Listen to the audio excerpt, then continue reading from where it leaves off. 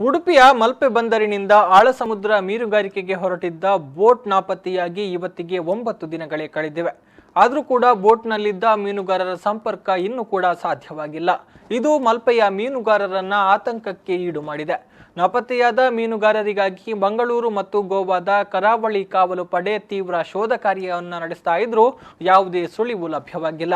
ಈ ಮಧ್ಯೆ ಬೋಟನ್ನ ಬೇರೆ ರಾಜ್ಯದ ಮೀನುಗಾರರು ದರೋಡೆ ಮಾಡಿರಬಹುದು ಅಥವಾ ಭಯೋತ್ಪಾದಕರು ಮೀನುಗಾರರನ್ನ ಹೈಜಾಕ್ ಮಾಡಿರಬಹುದು ಎಂದು ಮಲ್ಪೆ ಮೀನುಗಾರರು ಆತಂಕ ವ್ಯಕ್ತಪಡಿಸಿದ್ದಾರೆ.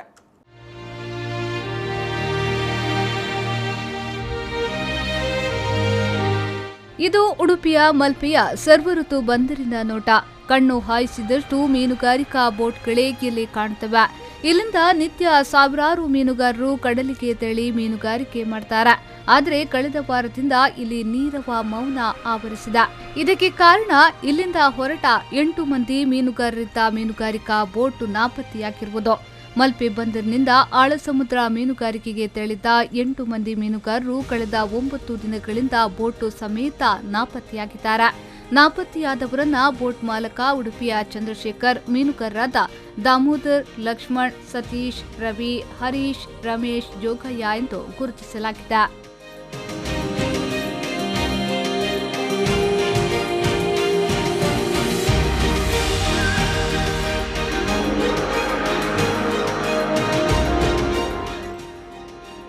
ಇವರೆಲ್ಲ ಸುವರ್ಣ ತ್ರಿಭುಜ ಎಂಬ ಮೀನುಗಾರಿಕಾ ಬೋಟ್ನಲ್ಲಿ ಡಿಸೆಂಬರ್ 13ರಂದು ರಾತ್ರಿ 11 ಗಂಟೆ ಸುಮಾರಿಗೆ ಮಲ್ಪೆ ಬಂದರಿನಿಂದ ಆಳ ಸಮುದ್ರ ಮೀನುಗಾರಿಕೆಗೆ ತೆರಳಿದ್ರು.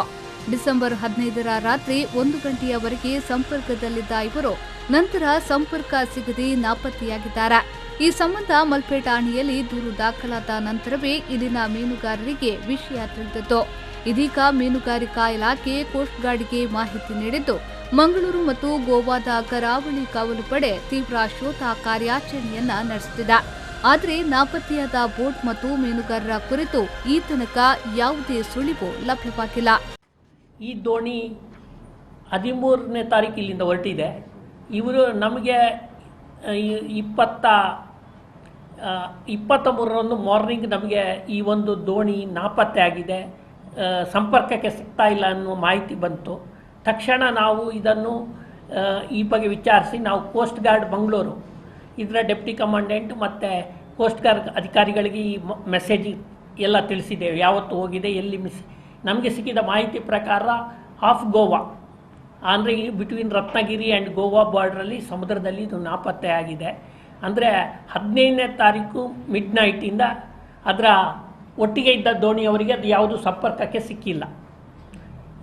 ಈ ದೋಣಿಯಲ್ಲಿ ಅದರ ಮಾಲಕರು ಸೇರಿ ಉಡುಪಿಯ 2 ಮತ್ತು ಕಾರವಾರದ ಕುಮಟಾ ಸೈಡಿನ ಸುಮಾರು 6 ಜನ ಮೀನುಗಾರರು, ಒಟ್ಟು 8 ಜನ ಮೀನುಗಾರರು ಇದ್ದರು. ಇದರ ಬಗ್ಗೆ ಈ ಸಂಪೂರ್ಣ ಮಾಹಿತಿಯನ್ನು ನಾವು ಈಗಾಗಲೇ ಕೋಸ್ಟ್ ಗಾರ್ಡಿಗೆ ಕೊಟ್ಟಿದ್ದಾರೆ. ಕೋಸ್ಟ್ ಗಾರ್ಡ್ ಮಂಗಳೂರು ಮತ್ತು ಗೋವಾದವರು ಈ ಬಗ್ಗೆ ರೆಸ್ಕ್ಯೂ ಆಪರೇಷನ್ ಮಾಡ್ತಾ ಇದ್ದೇವೆ ಅಂತ ತಿಳಿಸಿದ್ದಾರೆ. ನಾವು ನಿಕಟ ಸಂಪರ್ಕದಲ್ಲಿ ಕೋಸ್ಟ್ ಗಾರ್ಡ್ ಅವರೊಟ್ಟಿಗೆ ಇದ್ದೇವೆ. ಸಾಮಾನ್ಯವಾಗಿ ಆಳ ಸಮುದ್ರ ಮೀನುಗಾರಿಕೆಗೆ ತೆರಳುವ ಬೋಟ್ಗಳು 2 ವಾರಗಳ ಕಾಲ ಸಮುದ್ರದಲ್ಲಿರುತ್ತವೆ. ಗೋವಾ, ಮಹಾರಾಷ್ಟ್ರ ಮತ್ತು ಕೇರಳ ಗಡಿಗಳಲ್ಲಿ ಮೀನು ಬೇಟೆ ಮುಗಿಸಿ ವಾಪಸ್ಸಾಗುತ್ತವೆ. ಈ ಸಮಯದಲ್ಲಿ ಮೀನುಗಾರರು ಜಿಪಿಎಸ್ ಮತ್ತು ತಮ್ಮ ಮೊಬೈಲ್ಗಳ ಮೂಲಕ ನಿರಂತರ ಸಂಪರ್ಕದಲ್ಲಿರುತ್ತಾರೆ.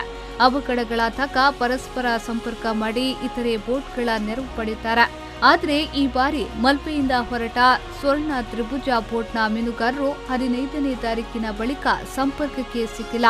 ಜಿಪಿಎಸ್ ಮೂಲಕವೂ ಇವರ ಇರುವಿಕೆ ಗೊತ್ತಾಗ್ತಾ ಇಲ್ಲ. ಹಾಗಾದ್ರೆ ಈ ಮೀನುಗಾರರು ಎಲ್ಲಿ ಹೋದ್ರು? ಇದುವೇ ಯಕ್ಷ ಪ್ರಶ್ನೆಯಾಗಿ ಉಳಿದಿದೆ. ಪಲ್ಲವಿ ಸಂತೋಷ್, ವಿ4 ನ್ಯೂಸ್ 24/7 ಉಡುಪಿ.